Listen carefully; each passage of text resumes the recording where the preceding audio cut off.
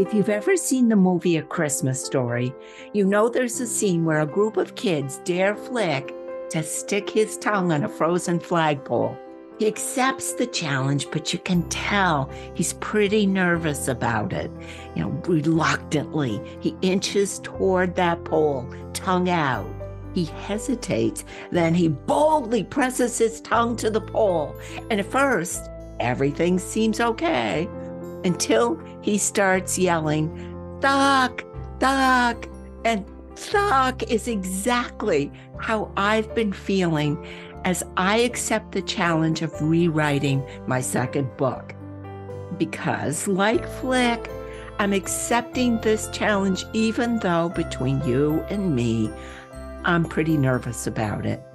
I hesitated before I committed, and now I find myself stuck in the fear that I'm not going to be able to write the book I really want to write, a book that makes a difference in people's lives. I'm so afraid I won't be able to pull this off and that I will fail at something that matters so much to me. And so just like Flick, that fear is making me feel stuck. And maybe today I'm talking to you. Maybe you're feeling stuck too. Maybe you're feeling stuck in your job, your relationship, or maybe like me, you're just feeling stuck in the fear that you're not going to be able to live up to those expectations, or you're just plain not good enough, and you're so afraid that someone else might find that out. I get it. And if that's the case, if you're feeling stuck, please stay with me, because I'm going to share with you my powerful secret for getting unstuck.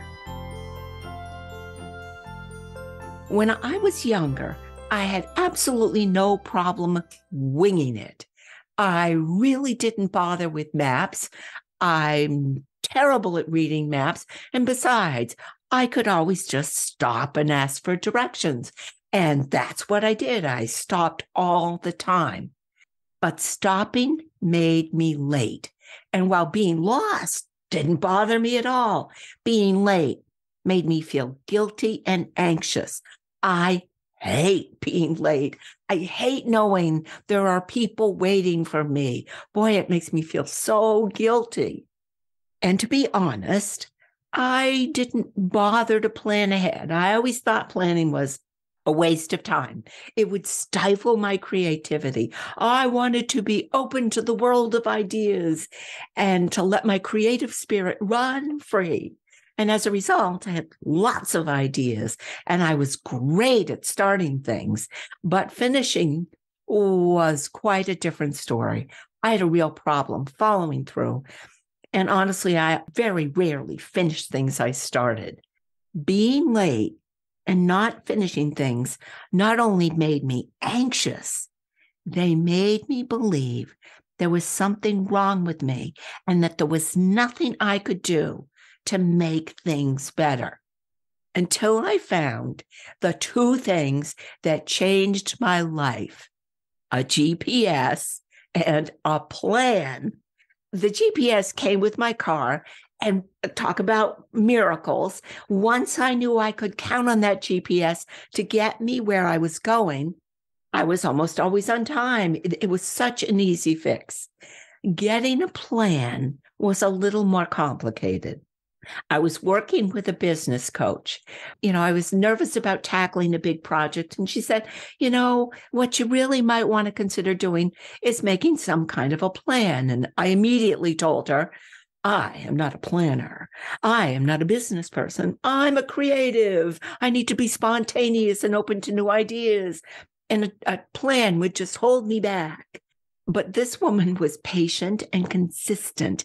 And over time, she nudged me into putting just a very simple plan into place for this project. Well, I have to admit, after all my stalling, complaining, whining, and arguing, having a plan for that project was magic. Because once the plan was in place, I could see that it worked exactly like that GPS would get me, to where I needed to go. The plan would get me where I needed to go. I could see that it allowed me step by step to know exactly what I needed to do next. I didn't need to worry about the next step. I knew exactly what it was going to be. Having a plan helped me stay on track. No more going off on creative tangents that would lead me to exciting new unfinished endings. Having a plan, I knew exactly where I was in the process and when and how I was going to finish. And best of all, having a plan meant I got to check things off as I finished them. It's one of my favorite things on the planet to do. I love checking off things on my to-do list. And if it isn't on my to-do list and I do it, I put it on the to-do list and I check it off because I love checking off those things on that list. Anyway, in the end, the plan helped me not only finish the project on time, but it proved to me without a shadow of a doubt the power of planning. And harnessing that power matters, especially to those of us with anxiety, because planning has the power to take us past our fear, to get where we really want to go, to accomplish what we really want to do, and to create the life we really want to have. And if what I just said sounds familiar, that's because we talked about it in our last episode on procrastination. That when you get down to the very heart of why we avoid doing the things we need to do, why we put things off, and why we get stuck, the heart of all that is fear.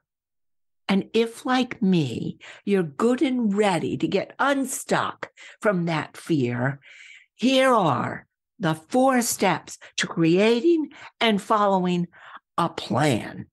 Okay, step 1. Decide what you really want. What's your goal?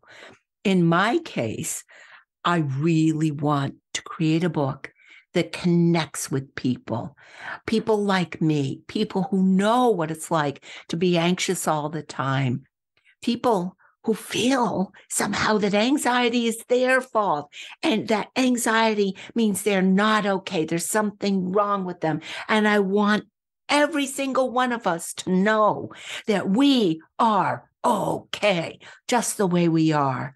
I want to write a book that tells the truth at last about what anxiety is, how it functions, and how we can put together a plan for exactly what we need to do to deal with it. So that's my goal. That's my destination. What about you?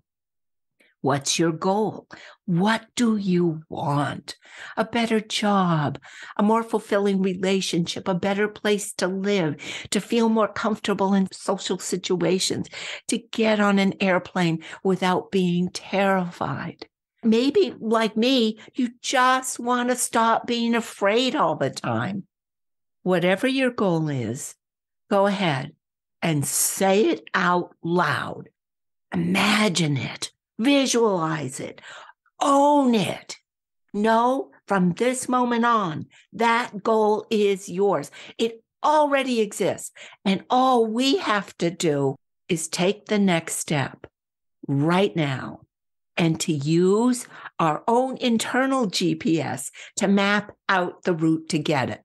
And that brings us to step 2.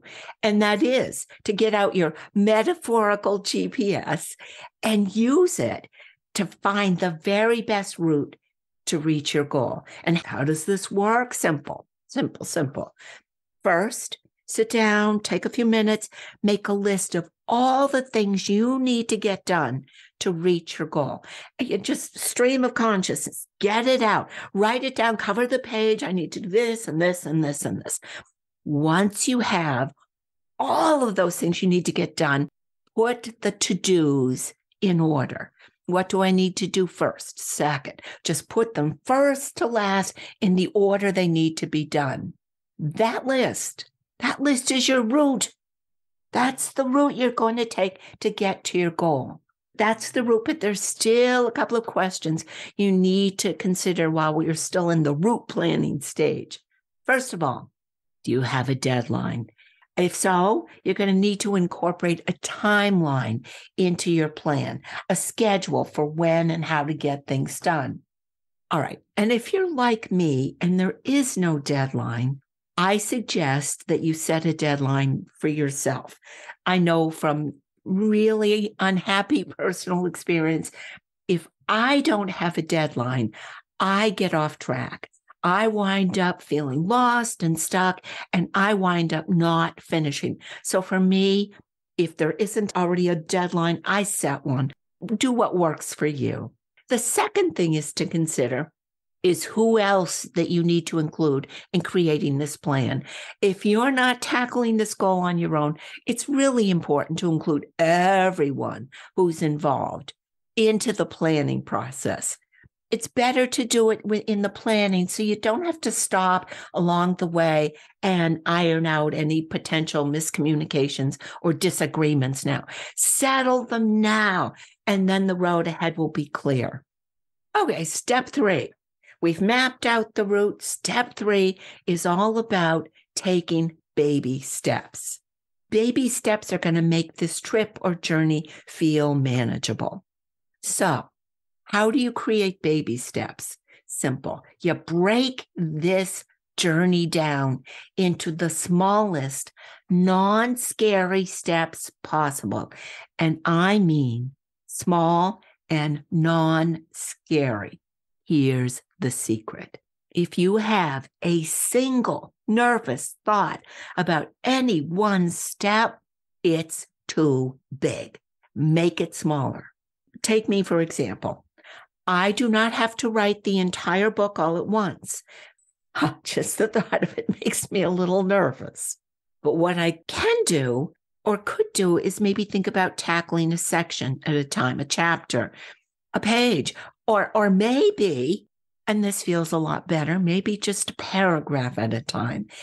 When I think about that, I can rewrite a paragraph, and that's not so scary. So what about you? What's the smallest step you could take in your plan? Just take a minute. Think about it.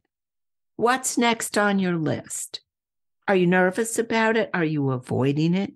Are you procrastinating? If so, it's too big. The step is too big. Let's just break it down into the smallest step possible and just keep breaking it down until you find something that's doable. And then make a commitment to doing it. Just commit to taking that step with me today, here, now. Maybe you could even do it now, because in this moment is where our journey begins, here and now.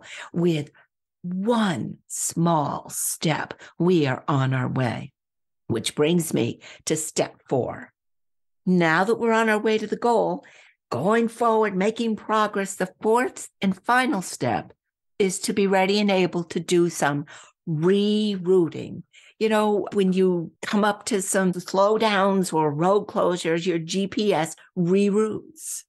Things change. Circumstances change. In life, like on any road trip, we're going to meet roadblocks, construction, detours along the way. Look, you and I, at least I know from personal experience, pretty much nothing is going to happen the way we planned. And that means from time to time, we are going to have to do some rerouting. And just a reminder, this rerouting is a natural part of the process. Needing to go in a different direction doesn't mean we've messed up, that we failed, or we aren't good enough. It just means the road has changed, and we need to change our plans with it.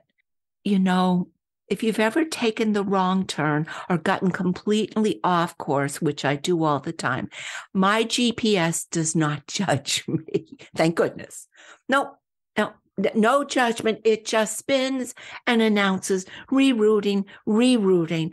Let it be the same with us. Let us be the same with those of us with anxiety. No blame, no shame. Reroute, and let's get on with the rest of the trip. This new route is as good as the old one, and it really doesn't matter what road we take as long as we keep heading toward our destination. Just be open to changing the plan when things around you change.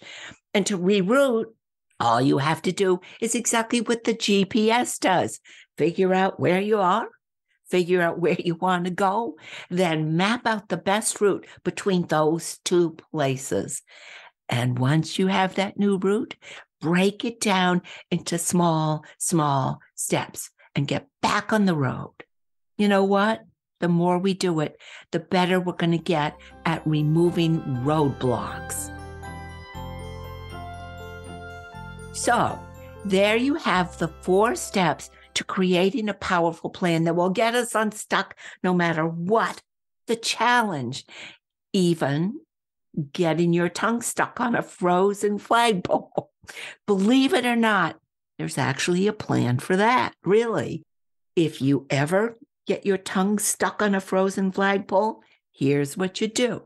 The first option is to pour warm water over your tongue until it loosens. If that's not available, option 2 is to have the person, if it's not you, if it's you, stuck to the flagpole, help loosen that tongue by breathing on it and allowing the warmth and moisture of the breath to help loosen the tongue. Then gently pull the tongue away. Under no circumstances should you try and yank that tongue off the pole. You could really seriously injure your tongue. So, you see, having a plan could have helped Flick get unstuck, really. So let's agree now, you and me, no more feeling stuck and helpless. No more letting our fears hold us hostage. For me, and I hope for you too, the way to get unstuck, the way to find our way through the world and to get what we really want, we only need 2 things, a GPS and a plan. And right now, I am committing to putting together a plan that's going to see me through the entire process of rewriting this second book, a plan that will get me unstuck now and keep me going to the very last page. What about you? What can you do today, now, to help you achieve your goal, anything you want in your life, whatever it is? I hope this episode helps you along the way. And I hope you'll let me know about your journey, no matter how it's going. So please connect with me via my Facebook page or drop me an email. Easy links are in the show note. Until the next episode, I wish you well on your journey and that you arrive safely at your destination.